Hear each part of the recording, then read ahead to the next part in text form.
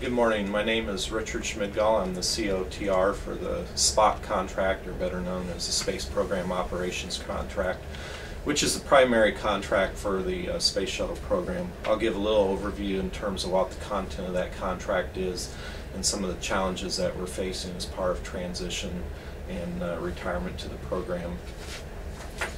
The first chart here is to talk a little bit about what the shuttle is made up of. Obviously, we have the orbiter, which is the primary vehicle for access to space.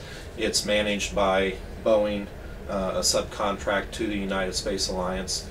We have the external tank, which is a contract with Lockheed Martin in Michoud, which is in the New Orleans area. We have the solid rocket booster, the hardware elements, the parachutes, and the systems tunnel and such, which is managed by United Space Alliance, which is headquartered here in Houston. And then the reusable solid rocket motor, which is the primary propellant elements associated with the booster, managed by ATK Thiokol, which is located in Utah. And then lastly, the shuttle main engine, which is managed by Pratt & Whitney Rocketdyne, largely out of Canoga Park in California and also West Palm Beach in Florida. Those are the four primary contracts that we have, and then obviously the SPOT contract is the major integration and operations contract for the Space Shuttle program. The next chart shows the localities as far as where these contracts are across the United States, as well as the main centers here that support the Space Shuttle program.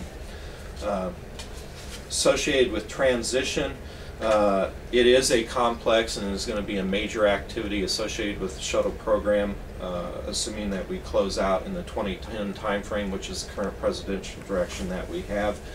It is a very big, complex, uncharted activity. It has a lot of emotion, not only from the technical standpoint, but as far as what we entail in terms of retaining personnel and placing of those personnel at the end of the program.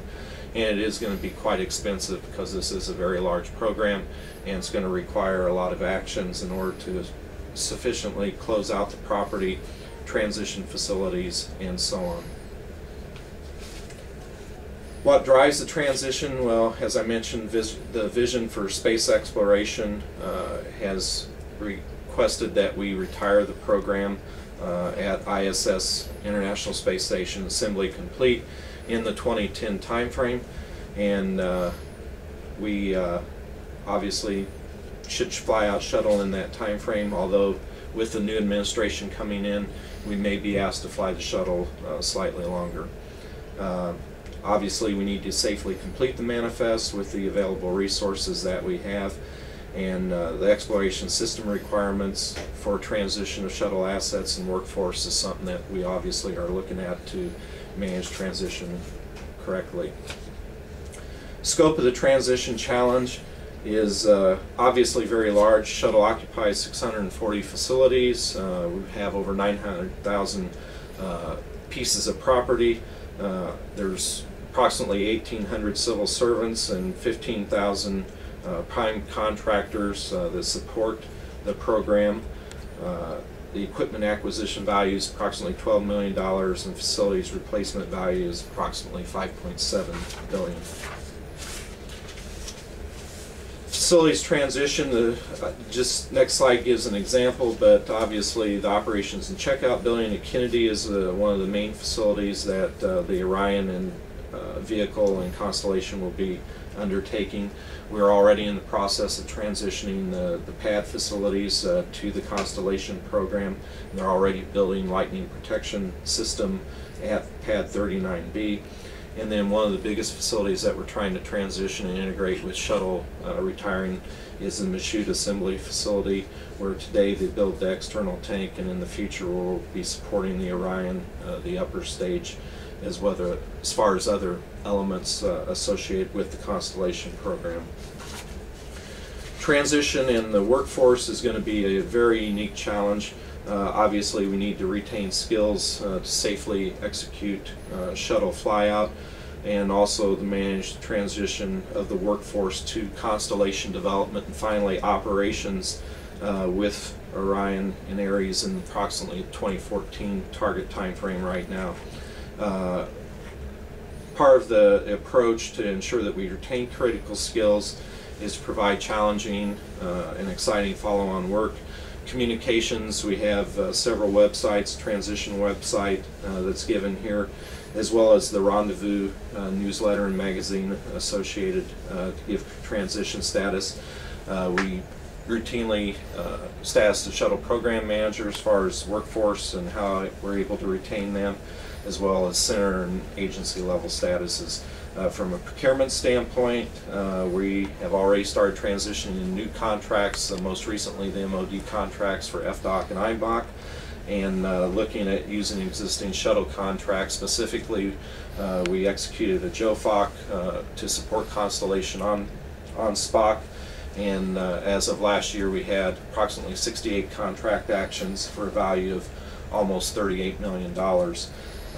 We are committed to working with our Space Shuttle program contractor partners.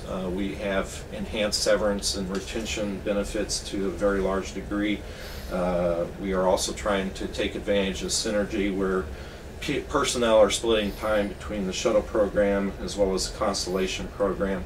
As an example, USA had approximately 1,000 employees that supported the Constellation program while also being on call and supporting shuttle program on an as-needed and required basis. And clearly the shuttle or the contractor partners have other avenues and actions that they're taking in order to retain personnel. Clearly our objective from a transition retirement standpoint is to maintain a committed and passionate workforce. Lastly, I'd say that clearly from a shuttle program standpoint, there is a lot of uncertainty yet in the future with respect to whether we are going to close out in 2010. That's the current date that we're targeting, but new agency direction may have us fly out longer. That is something that we'll identify as we move forward, and there's a lot of challenges in front of us. I thank you for this opportunity. Thank you.